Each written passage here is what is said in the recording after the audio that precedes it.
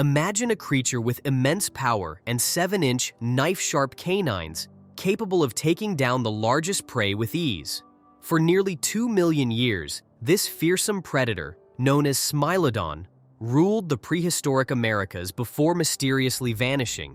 How did such a powerful animal suddenly disappear, and what secrets lie behind its legendary fangs? Join us as we unravel the story of the saber-tooth and explore the incredible adaptations that made it both a formidable hunter and a symbol of ancient ferocity.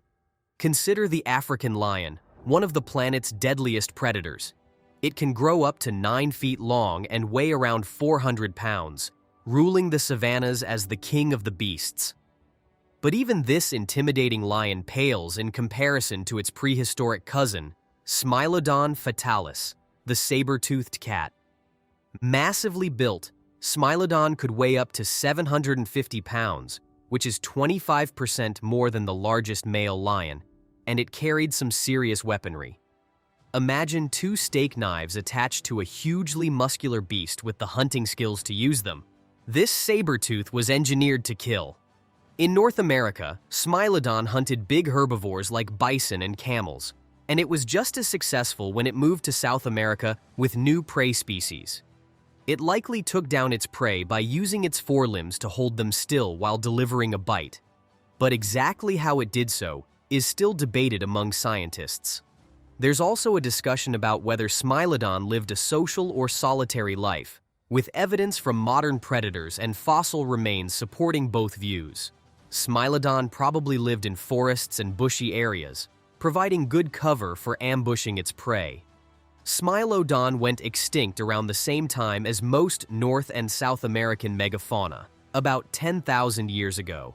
Its dependence on large animals is suggested as a reason for its extinction. Smilodon fatalis might have been affected by changes in its habitat and the loss of its specialized prey due to climatic and human impacts, among other factors, while the extinction of Smilodon populator remains less understood. Interestingly, the various groups of saber-toothed predators developed their impressive saber teeth independently. These predators are most recognized for their long maxillary canines that extended down even when their mouths were closed. Saber-toothed cats were generally more robust and bear-like in build compared to modern cats. They were excellent hunters, preying on animals like sloths, mammoths, and other large creatures. The first saber-toothed predators were non-mammalian synapsids, such as the gorgonopsids. They were among the first to develop saber teeth, many sporting long canines. Some had 2 pairs of upper canines, but most had 1 pair. Gorgonopsians were primitive and easily distinguishable from machairodonts by their lack of a coronoid process, peg-like premolars, and very long skulls. Despite their large canines, they lacked many specializations of true saber-toothed predators. The second appearance of saber teeth was in Deltathyroida, a group of Cretaceous metatherians. At least one genus, Lotharidium, had long canines, suggesting this trait might have been more widespread within the group. The third instance is Thylacosmilus, the most distinctive saber-toothed mammal, easy to differentiate from machairodonts due to its prominent flange and triangular canines. Unlike machairodonts, it lacked a true sagittal crest. The fourth appearance is the Oxyaenidae clade, with the slender Machairoides having thinner canines and a longer, narrower muzzle compared to machairodonts. The fifth saber-toothed group is the ancient feliform family Nimbravidae. These animals had short skulls with tall sagittal crests, similar to machairodonts. Some had distinctive flanges, while others did not, adding to the confusion.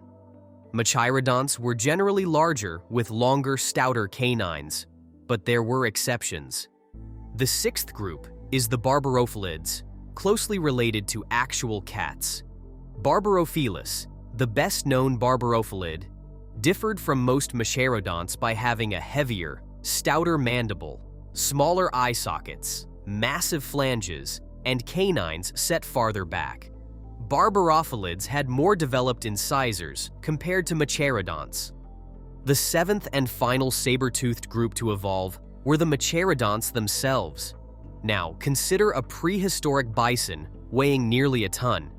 It was certainly a formidable opponent. Modern lions don't need super long canine teeth to take down big prey like Cape buffalo and zebras. So the question is, why did saber-toothed cats have such enormous teeth? To tackle this question and understand exactly how saber-toothed cats used their fangs, Dr. Stephen Rowe from the University of New South Wales in Australia created a virtual saber-tooth. This digital biting machine simulates the stresses and strains on a saber-toothed skull. He CT scanned a Smilodon skull and digitally reconstructed it, accounting for subtle differences in bone density and tooth structure. Simulated muscles were attached in the correct places, allowing for the most accurate simulation ever of the precise biting action and power of a saber-toothed cat. It turns out that Smilodon, despite weighing more than a lion, only had the bite strength of a large dog. In modern carnivores, there's a strong connection between bite strength and the size of the prey they can kill. The stronger the bite, the bigger the meal. So, if Smilodon had such a weak bite, how could it take down such giant prey? Ever since the first perfectly preserved Smilodon remains were found in the La Brea tar pits in Los Angeles in 1875, scientists have been trying to figure out how these cats used their oversized canines. Despite their weak bite, we know Smilodon hunted big animals like bison, mammoths, and sloths. Their knife-like teeth were likely a special adaptation for taking down these mega prey. Modern big cats like African lions can also take down large prey, but their canines aren't nearly as long as Smilodon's.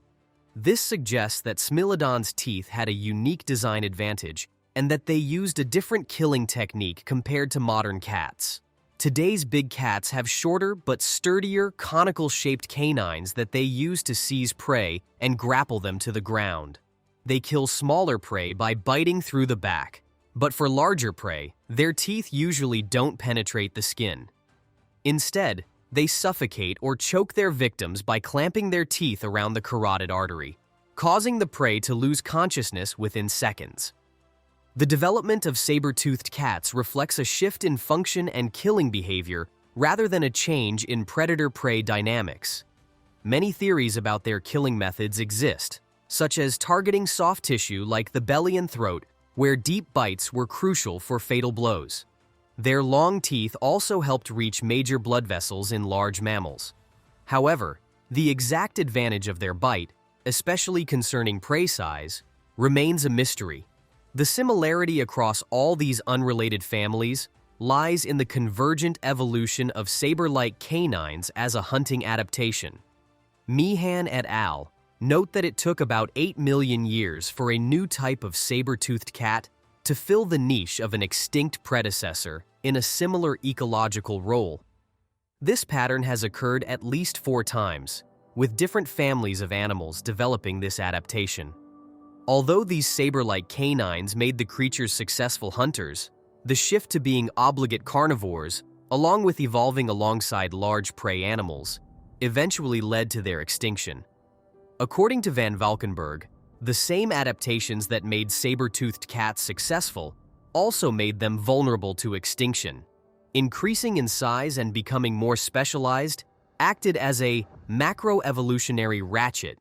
When large prey became scarce or extinct, these cats couldn't adapt to smaller prey or other food sources, nor could they reduce their size to require less food.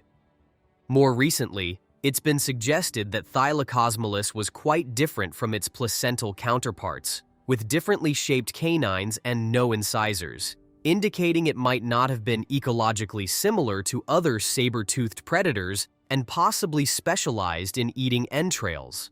Another study found that other saber-toothed species also had diverse lifestyles, and superficial anatomical similarities can be misleading. The saga of the saber-toothed cat, with its immense power and legendary fangs, continues to captivate our imaginations. As we delve into the mysteries of how these formidable predators hunted, thrived, and ultimately vanished, one question remains: What other secrets lie hidden in the fossils of these ancient beasts? Could there be more to discover about their behavior and adaptations? If you enjoyed this journey through time, don't forget to like and subscribe for more intriguing stories from the prehistoric world. What's your theory on the extinction of the saber-toothed cat? Share your thoughts in the comments below.